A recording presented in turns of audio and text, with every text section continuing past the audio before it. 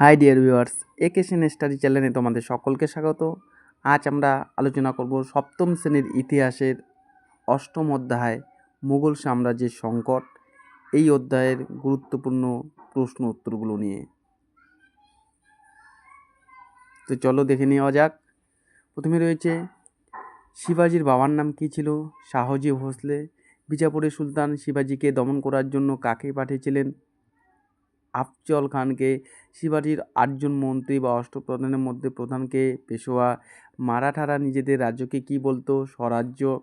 শিখদের চতুর্থ গুরু কে ছিলেন? রামদাস। শিখদের পঞ্চম গুরু কে ছিলেন? গুরু রামদাসের ছেলে অর্জুন দেব। শিখদের নবম গুরু কে ছিলেন? তেগ বাহাদুর। ঔরঙ্গজেব কোন শিখ গুরুকে হত্যা করেন? তেগ বাহাদুর। শিখদের দশম গুরুর নাম কি? গুরু গোবিন্দ সিংহ। এটা খুব ইম্পর্টেন্ট কোশ্চেন। কোন শিখ গুরু খালসা সংগঠন তৈরি করেন? গুরু গোবিন্দ সিংহ 1699 খ্রিস্টাব্দে। শিবাজির মায়ের নাম কী ছিল? জিজাবাই। কে শিবাজিকে পুরন্দরে সন্ধি করতে বাধ্য করেন? জয়সিংহ। শিবাজির কোথায় অভিষেক ঘটে? রায়গড় দুর্গে 1674 খ্রিস্টাব্দে। মহারাষ্ট্রের প্রথম পেশোয়া কে ছিলেন? বালাজি বিশ্বনাথ।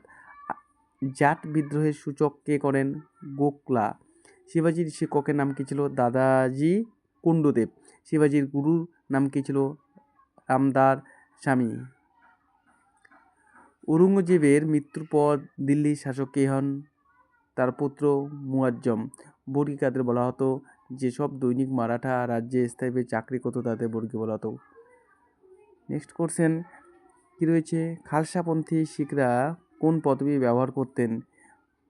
সিংহ পদবি ব্যবহার করতেন। কবে কাদের মধ্যে পুরন্দরের সন্ধি হয়েছিল? এই সন্ধির ফল কী হয়েছে? এটা 3 নম্বরের বা 5 নম্বরের আসতে পারে।